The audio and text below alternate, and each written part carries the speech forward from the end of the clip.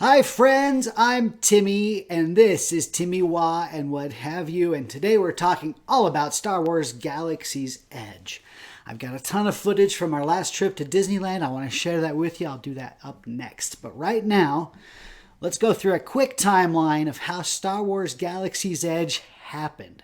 Talk about who's what, who's who, and what happened when and where. So let's get right into that. So, first time anybody ever heard in the general public of Star Wars Galaxy's Edge was at D23 Expo in Anaheim, California on August 15th, 2015, announced by President CEO Bob Iger. He said, there's a Star Wars land and it's coming.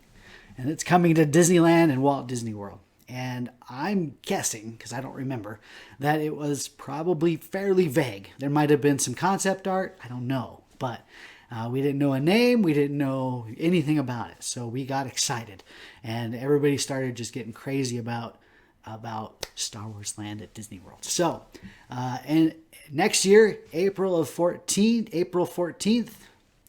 2016, construction began at both parks. That's when we started getting to know a lot of Twitters and vloggers and YouTubers because they started tracking it, they started filming it, they started showing up.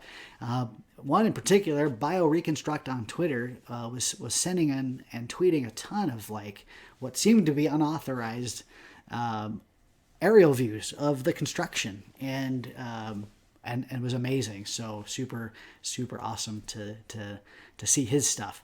So construction began April 14th, 2016. And we also found out that Imagineer Scott Trowbridge would lead the whole project. And Scott Trowbridge, a quick background on him, he actually came from Universal. He was one of the main designers and hugely involved in the Amazing Spider-Man ride. Also, Harry Potter Forbidden Journey and the Harry Potter Land, and also Revenge of the Mummy. So he comes from some amazing theme parks and attractions background, and fantastic guy. So he's in charge of the whole Star Wars Galaxy's Edge. He opened a full Star Wars based department or studio within Imagineering. That's Scott Trowbridge. So in February of 2017, so now we're almost 2 years after the initial announcement, we got an announcement that said that both parks would open the new land in 2019. So as you'll see, things get vague and start getting more and more specific as we go. Bob Chapek, who is the Parks and Resorts chairman of Disney, announced in July of 2017 in the D23 Expo in Anaheim the name of the park, and it would be called Star Wars Galaxy's Edge. So 2 years after the announcement, we finally knew the name of what this park would be. Scott Trowbridge announced in November of that same year, 2017, that it would be based on the planet Batuu, which is something none of us in the general public knew about. If you followed the Star Wars the novels, it was mentioned in one of the novels called Thrawn Alliance. But in general, people didn't know about it. So that's where the planet would be. That's where this place would be based. And then later, in May of 2018, so the next year, we found out from Scott Trowbridge that the town or the village or the city that would be Star Wars Galaxy's Edge, where everything would be happening, would be called Black Spire Outpost. And that was briefly announced or briefly mentioned in the 2018 film Solo, A Star Wars Story. So that's kind of interesting. Now, it was also announced at that point from Scott Trowbridge that Disneyland would open first in summer of 2019, and then followed by Walt Disney World at Hollywood Studios in late fall of 2019. So in 2018, we found that out. So again, getting more and more detail. We also saw some more concept art along the way, as well as a full-scale model that they put out at D23, and again, bloggers and vloggers and video and Twitters all went nuts about that. So in November, so a little later that year, it was announced that the attractions would be called. So we knew there was a Millennium Falcon, we knew that, and we knew that there was this other ride that had giant realistic life-size AT-ATs. So that's all we knew. So we, again, just kind of had to guess. So they announced at Destination D, which is a D23 event that happens in Florida every few years. In November of 2018, they announced the names of the two rides, which, of course, we know now is Millennium Falcon Smuggler's Run and Star Wars Rise of the Resistance. So we knew that back in November of 2018. Now, in March of this year, March 7th, 2019, CEO Bob Iger announced the opening dates for Disneyland would be May 31st and August 29th for Walt Disney World in Florida. And we found that out earlier this year. On May 29th, 2019, Disneyland had the big dedication for Star Wars Galaxy's Edge. And they did a live stream. There was tons of media, tons of fans, a lot of people involved with Star Wars along the way. On hand, as far as who was on stage and who participated, we had, of course, CEO Bob Iger. We had Scott Trowbridge, and we had the creator of the Star Wars universe, George Lucas himself, was there. Actors Mark Hamill, Harrison Ford, and Billy D. Williams was also on hand, and there were some cool interactions and cool special effects that they did. And at the helm of the Millennium Falcon was the incredible Chewbacca. So that was really cool. That was a fun event. And then a couple days later, May 31st, 2019, they officially opened Star Wars Galaxy's Edge to the public. All right, so that's Disneyland, and that's kind of a history of how this worked. In Hollywood Studios in Florida, Star Wars Galaxy Edge, which is a big 14-acre plot of land. Of course, it's the same size as well as Disneyland. In Florida, it's located in Hollywood Studios between Grand Avenue and the new Toy Story Land that they just opened recently as well. Another expansion recently to that park. It replaced a couple attractions: Lights, Motors, Action, the Extreme Stunt Show, and Honey, I Shrunk the Kids, the movie set adventure. And it opened just a few days ago, back on August 29th, 2019. All right, so what's to come? We know that there's going to probably be a lot of expansions and a lot of improvements, and they'll probably tweak a lot of things. And because right now there's no fast passes or max passes available, but things will probably change and adjust as they figure out the crowds and demand and stuff, etc. But the first thing that's coming is they're going to open that second ride. And that'll be Star Wars Rise of the Resistance. And it'll open first in Florida at Hollywood Studios on December 5th of 2019, this year. And then Disneyland a month later, roughly, in January 17th, 2020. All right, so that's a quick rundown, history of Star Wars Galaxy's Edge. I hope that enlightened you or educated you. I assume most of you knew that, but I just wanted to run it down just to give some background on the whole concept and the park, Star Wars Galaxy's Edge. I've got the walkthrough and the narration, the voiceover, come up here right now. Thank you for watching, and here you go. Here's Star Wars Galaxy's Edge from Disneyland.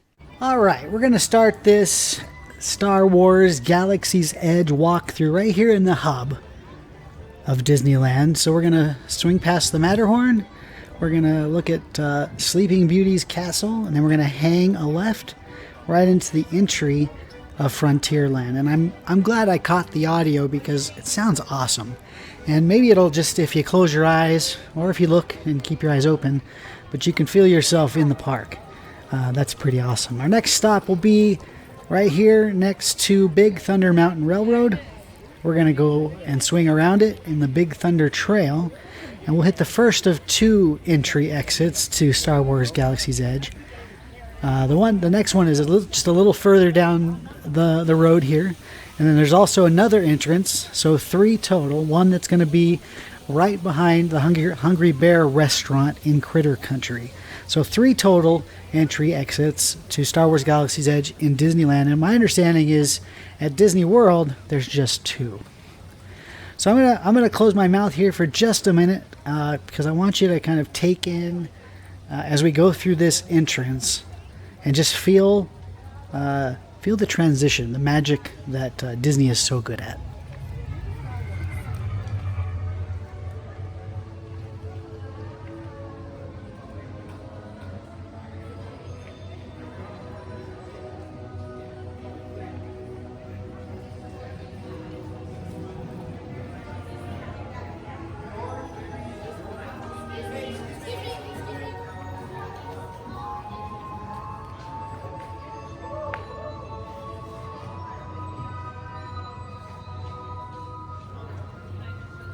I love that. And even though right now I'm just sitting in front of a laptop, I still feel it. I still can just get the magic, that magical transition, like when you walk under the railroad tracks at the entry of Disneyland. It's fantastic. All right, so we're gonna hang a right here and go into Galaxy's Edge through this entryway. Look off to the side here. You see that there's 3 or 4 blaster holes in the wall. That's just some of the incredible detail, the length that they went to decorate and to just flesh out this world is fantastic. Now off to the left here, we're going to go towards is kind of a droid repair area. I don't know if it has a specific name, but you can see that there's some droid parts and some droids that are kind of chilling out there in front on this stand, and they're in various stages of disrepair. This really cool moisture evaporator that's kind of serving as a stand for the decorative curtains and the wiring and the lighting right in the middle of this little area is just fantastic, and I'll catch a little more footage of it because it looks good. Disney they went so out of their way.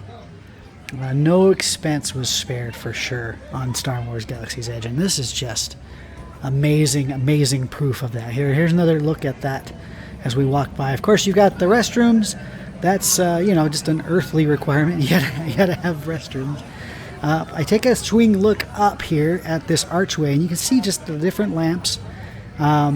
There's definitely a theme for Galaxy's Edge, the city of Black Spire Outpost, where you get the feeling that it's been around a long time. You also get the feeling that a lot of it is just kind of put together and in creative ways, that it wasn't like a master plan community. They made things work with what they had. Just walking past on the left there, you saw it for a moment, the milk stand where you can order your green and blue milk. There's Wyatt. And you can see they use the Aerobesh language on the menus and on this any of the decorations and theming that's around this area, and it's so fantastic. And again, I'll keep saying it. It'll probably be very, very repetitive, but just the immersion that they use, that they put you through, is second to none. So this little area is the First Order encampment area, and there you see the TIE Fighter Echelon. And that's a new ship they designed for Star Wars Galaxy's Edge. Very reminiscent of other TIE fighters, but this one's bigger and is for, what I understand, is for some troop movement and transport. Sometimes on this stage, you'll get some action, you'll get some little demonstrations or shows, and you'll hear all the sound effects of the engine coming to life here every once in a while. I don't know that I catch it here, but also it lights up at night and looks just really, really impressive. I love this ship. I think they did such a good job with it. But you see the First Order banners that are flying in the area, just solidifying that this is their area, and they are definitely in force. You see there's some stormtroopers. Now, stormtroopers aren't new to Disneyland. They've been around several years, and they go around and hassle people and harass people and mess with people. And you'll see a little clip of that happening actually to me here in the next minute or so. So that's pretty cool. But just look at the design, look at the roads, look at the pavement, and just look at everything. There's the stand where you can buy the grenade sodas, so that's cool. But here's a couple of stormtroopers. Let me let you listen to that. I doubt that. I think you're in charge, and I keep an eye on that one. Looks like trouble. Excellent. Keep them in mind. On your way. The First Order will be watching you. Sorry to interrupt, but we'd like to know what you're doing on that data pad. Taking care of business. We'll allow it, but we're watching. You should watch. I love it. I'm glad I caught that. One of the things that Bob Iger said early on with the announcement of Star Wars Galaxy's Edge was that all the cast members and all the characters were going to be so in character and on point that they're all going to have a story they're following.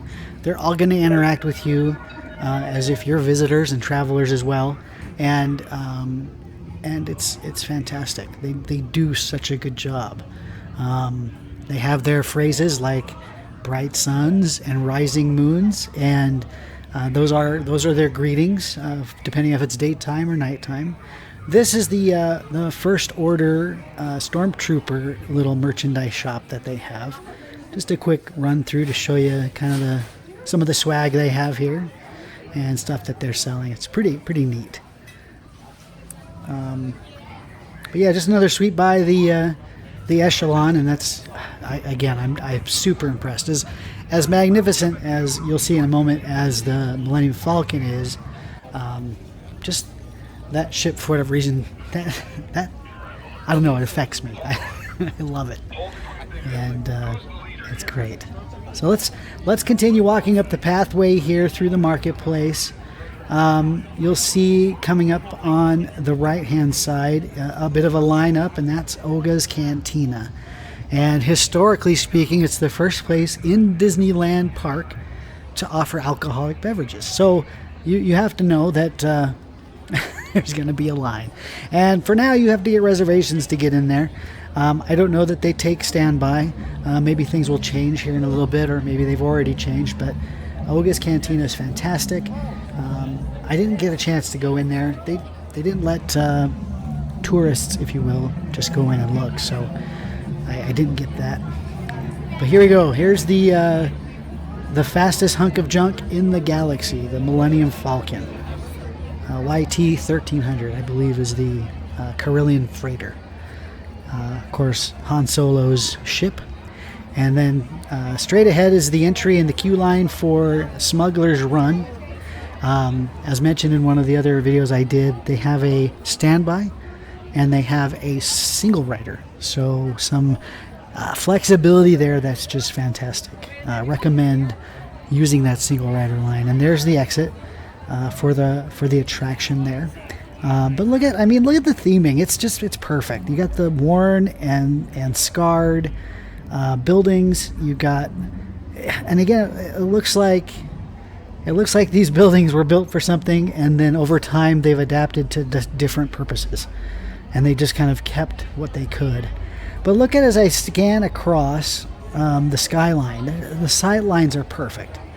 Disney did so well with keeping you immersed and keeping you in the world, and it's fantastic, just fantastic. We're going to climb these steps here to the right, and then again to the right is going to be Docking Bay 7, one of the quick service restaurants. We'll take a tour through that real quick, and again,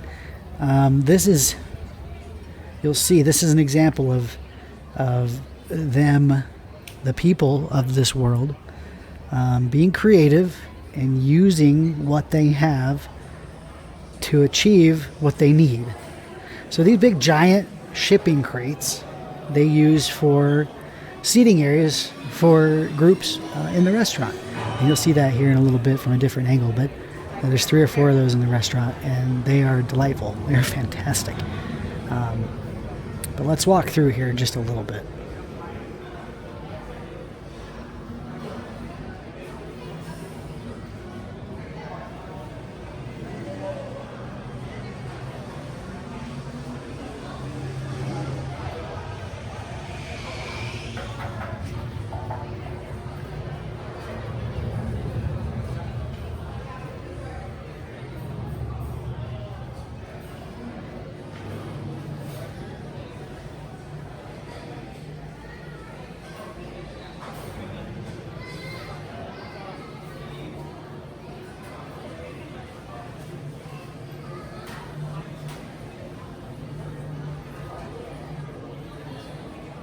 And I didn't get a chance to try any of the food. I was kind of rushing through to get the footage, and we had just eaten breakfast, I think, at the time. So maybe in a future visit, I'll try some of the food. We did try the green and blue milk.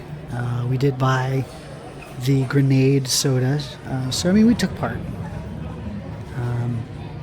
The green and blue milk was interesting. And I guess what I'll say is it's sweet and it does have good flavor. I don't know what flavors. They say tropical and citrus, depending on the color. But mostly what I got was, well, it's really cold. And that feels good on a hot day. So I like that. But do you see the seating areas here with these big shipping crates? Shipping containers. They're there's one hanging up from the ceiling, but they used the resources they have, and you just get this feeling of how real and how, the whole story of Batu and Black Spire Outpost was that it was once a thriving port of shipping and receiving, and that was before hyperspace, and then they developed hyperspace, and it kind of like got left off to the side. And so you can see that there was definitely stuff established here and history, and it did so good on all the theming to just really express that. So this is about the end of the footage I have. In about a couple weeks or maybe a month or so, we're going to go to Walt Disney World and take part in Galaxy's Edge there at Hollywood Studios. So I'll definitely have more footage that I'll share with you.